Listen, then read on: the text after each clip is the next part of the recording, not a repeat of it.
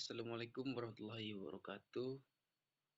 Perkenalkan, nama saya Muhammad Syukur, NIM 2019 310060.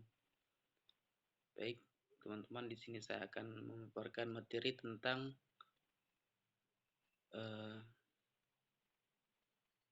game teori. Pengertian game teori. Teori permainan merupakan teori yang menggunakan pendekatan matematis dalam merumuskan situasi persaingan dan konflik antara berbagai kepentingan. Teori ini dikembangkan untuk menganalisa proses pengambilan keputusan, yaitu strategi optimum dari situasi persaingan yang berbeda-beda dan melibatkan dua atau lebih kepentingan. Yang kedua, pengertian game teori menurut beberapa ahli. Pertama, menurut Dimyati tahun 1992.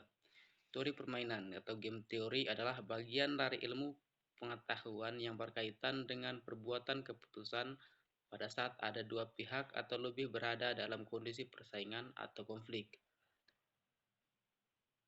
Terus menurut Ayu 1996, game teori merupakan suatu pendekatan matematis untuk merumuskan situasi persaingan dan konflik antara berbagai kepentingan. Game teori melibatkan dua atau lebih pengambil keputusan atau yang disebut permainan. Setiap pemain dalam game teori mempunyai keinginan untuk menang. Model game teori berbeda dengan model pengambilan keputusan dalam kepastian dan pengambilan keputusan dalam risiko. Perbedaan. Yang pertama, persaingan pengambilan keputusan dalam model game teori adalah pesaing aktif dan rasional, berbeda dengan pengambilan keputusan dalam model kepastian atau risiko, di mana pesaingnya pasif. Yang kedua, model pesaing game kriteria keputusannya maksimin atau minimax, sedangkan pada model pengambilan keputusan dalam model kepastian atau risiko, kriterianya adalah maksimalisasi atau minimalisasi. Yang keempat, tujuan game teori.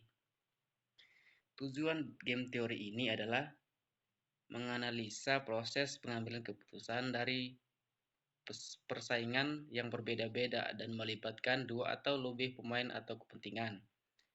Yang kelima, kegunaan game teori. Kegunaan dari game teori atau permainan adalah metodologi yang disediakan untuk menstruktur dan menganalisa masalah pemilihan strategi. Menggunakan teori permainan, maka langkah pertama adalah menentukan secara eksplisit pemain, strategi yang ada, dan juga menentukan preferensi serta reaksi dari setiap pemain. Yang keenam, unsur-unsur dari game teori. Yang pertama, jumlah pemain. Pemain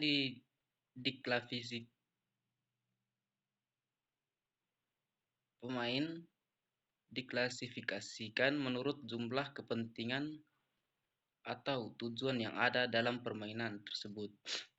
Dalam hal ini, perlu dipahami bahwa pengertian jumlah pemain tidak selalu sama artinya dengan jumlah orang yang terlibat dalam permainan. Jumlah pemain di sini berarti jumlah kelompok pemain berdasarkan masing-masing kepentingan atau tujuannya.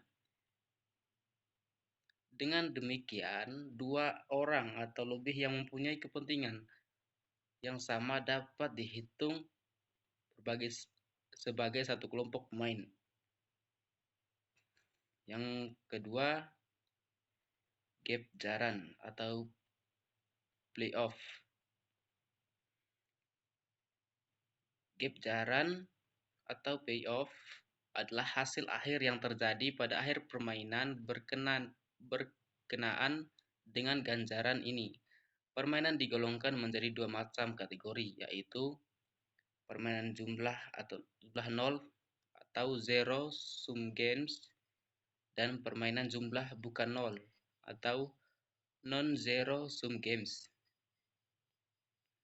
Strategi permainan.